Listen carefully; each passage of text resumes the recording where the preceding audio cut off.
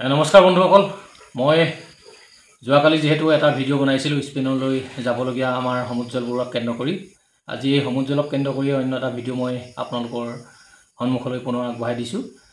আজি এই ভিডিঅ'টোত বিশেষকৈ সমুজ্জ্বলৰ নিজৰ ঘৰৰ তেওঁলোকৰ আত্মীয় স্বজনে কেনেদৰে আহি তেওঁক আদৰণি জনালেহি তাক দেখুৱাব বিচাৰিছোঁ। আৰু বিশেষকৈ আপোনালোক সকলোৱে শুনি ভাল পাব বা জানি ভাল পাব, শংকুৰাজ কোঁৱৰ অসমৰ বৰ্তমান এজন জনপ্ৰিয় গায়ক, কণ্ঠশিল্পী, সকলোৱে চিনি পায়। গতিকে তেওঁ আমাৰ মাজত আহি উপস্থিত হৈছেহি। এই শংকুৰাজ কোঁৱৰে সমুজ্জ্বলক কেনেদৰে তেওঁ আগন্তুক দিনত ফুটবল খেলত অংশগ্ৰহণ কৰি কি কৰিব লাগিব বা নালাগিব এই সংক্ৰান্তত কিছু কথা ক'লে। গতিকে মই তেওঁ আপোনালোকৰ সন্মুখলৈ সেই কথাখিনি আগবঢ়াইছোঁ। তেন্তে আহকচোন আমি শংকুৰাজৰ কাষলৈ যাওঁ।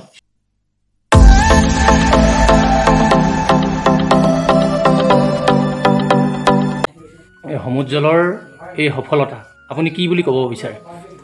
সমুজ্জ্বলৰ এই সফলতাৰ মাত্ৰ ইয়াৰ আৰম্ভণি বুলি কৈছোঁ, কাৰণ বহু দূৰ যাবলৈ বাকী আছে সমুজ্জ্বলে।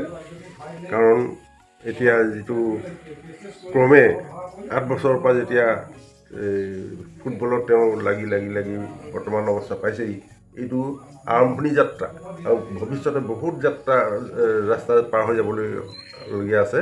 গতিকে মোৰ এইটোৱেই পৰামৰ্শ দিম, যাতে তেওঁ যেতিয়া স্পেইনত প্ৰশিক্ষণৰ কাৰণে যাবলগীয়া হৈছে, যাতে নিজৰ আত্মবিশ্বাসটো আগত ৰাখি তেওঁ প্ৰশিক্ষণত আগভাগ ল'ব, প্ৰশিক্ষণত গুৰুত্ব সহকাৰে প্ৰশিক্ষণ ল'ব আৰু তাৰ পৰা আহি তেওঁ ভৱিষ্যতে হয়তো এজন ভাল খেলুৱৈ হৈ আমাৰ গোটেই অঞ্চলটো বা আমাৰ ৰাজ্যখন বা গোটেই ভাৰতৰ ভিতৰত যাতে জিলিকি উঠে, আমি তাকে কামনা কৰিছোঁ। হয়, ধন্যবাদ।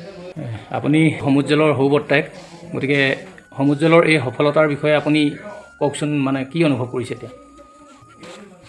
মই সাধাৰণতে ইয়াৰ সৰুৰ পৰাই পাইছোঁ আৰু ইয়াৰ ফুটবলৰ প্ৰতি বহুতখিনি আগ্ৰহ আছে, সেইখিনি দেখুৱাইছোঁ। আৰু এতিয়া যিখিনি সাফল্যতা তেওঁ কঢ়িয়াই লৈ আহিছে দেশবাসীৰ কাৰণে বা গাঁওখনৰ কাৰণে, অঞ্চলটোবাসীৰ কাৰণে, এইখিনি জাষ্ট এটা আৰম্ভণি মাত্ৰ।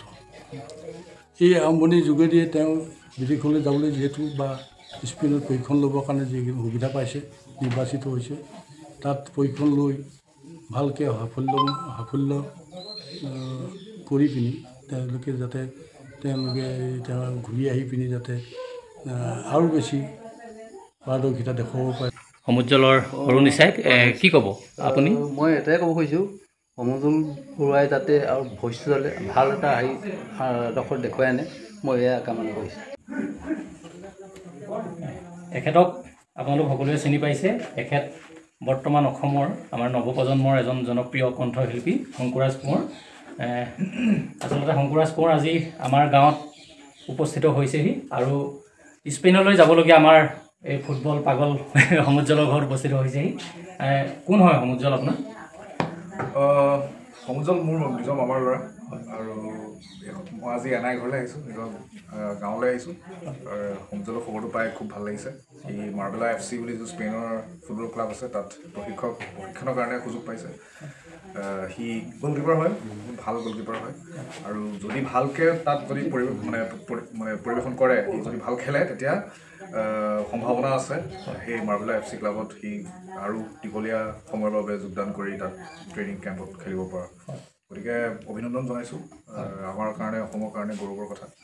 আৰু সি আগবাঢ়ি যাওক, তাকে কামনা কৰিছোঁ। আৰু নিজৰ ভাইটি হিচাপে আৰু বেছি গৌৰৱ অনুভৱ কৰিছোঁ। হয়, বৰ সুন্দৰ কথা কৈছে। আচলতে তাত যিখিনি সুযোগ পাইছে আমাৰ সমুজ্জ্বলে, সেই সুযোগৰ সদব্যৱহাৰ কৰি যাতে ভৱিষ্যতে আমাৰ ভাৰতবৰ্ষৰ কাৰণে আৰু গৌৰৱ কঢ়িয়াই আনে, তাকে কামনা কৰিছে। বাৰু আজি সমুজ্জ্বলৰ ঘৰলৈ, মানে আপোনাৰ মামাৰ ঘৰলৈ যদিও আহিলে, নিজৰ ঘৰলৈ যদিও আহিলে, এটা কথা সুধোঁ। বৰ্তমান সংগীতৰ জগতত একদম দগদগাই থকা এজন গায়ক দেখিছোঁ বা ৰাইজেও জানে। কি প্লেন আছে এনেই ভৱিষ্যতে? ধৰক নিজাববীয়াকৈ কিবা বোলছবি বা এনেকৈ বনোৱাৰ কিবা উদ্যোগ আছে নেকি? বোলছবিলৈ নাযাওঁ, বোলছবিটো বাৰু সেইটো সিমানখিনি মই এতিয়ালৈকে চিন্তা কৰা নাই। এতিয়া যিহেতু সংগীততে আছোঁ, সংগীতৰ চৰ্চাই কৰি যাম আৰু আৰু কিবা কিছুমান প্ৰজেক্ট আছে নতুন বম্বেৰ কিছুমান আৰ্টিষ্টৰ লগত এটা কলাবৰেশ্যন কৰি আমি কিছুমান প্ৰজেক্ট মই হাতত লৈছোঁ সোনকালে শুনিব পাব আৰু হয় হয় হয় ঠিক আছে ধন্যবাদ আমি শুভকামনা জনাইছোঁ ভাল ভাল গানবোৰ আহি থাকক শংকুৰাজৰ দ্বাৰা ঠিক আছে থেংক ইউ ইমানকণ সময় দিয়াৰ বাবে আমি ধন্যবাদ জনাইছোঁ গতিকে বন্ধুসকল আপোনালোক সকলোৱে দেখিলে কেনেদৰে সমুজ্জ্বলৰ আত্মীয় স্বজন আহি বিশেষকৈ কণ্ঠশিল্পী শংকুৰাজে কেনেদৰে তেওঁক ভৱিষ্যতে আগবাঢ়ি যাবলৈ যি অনুপ্ৰেৰণা দিলে কি কথা ক'লে সকলোখিনি দেখিলে গতিকে আমি আশা ৰাখিছোঁ শংকুৰাজৰ এই কথাখিনি বা তেওঁ আত্মীয় স্বজনৰ এই কথাখিনি সমুজ্জ্বলৰ বাবে আশীৰ্বাদৰ হৈ পৰক তাকে কামনা কৰি আজি ভিডিঅ'টোৰ সামৰণি মাৰিছোঁ আৰু সামৰণি মৰাৰ আগতে মই আপোনালোকক জনাব বিচাৰিছোঁ যদি ভিডিঅ'টো ভাল পায় তেন্তে প্লিজ লাইক কমেণ্ট শ্বেয়াৰ কৰিবলৈ নাপাহৰিব তেন্তে আজিলৈ সামৰিছোঁ ধন্যবাদ জয় অসম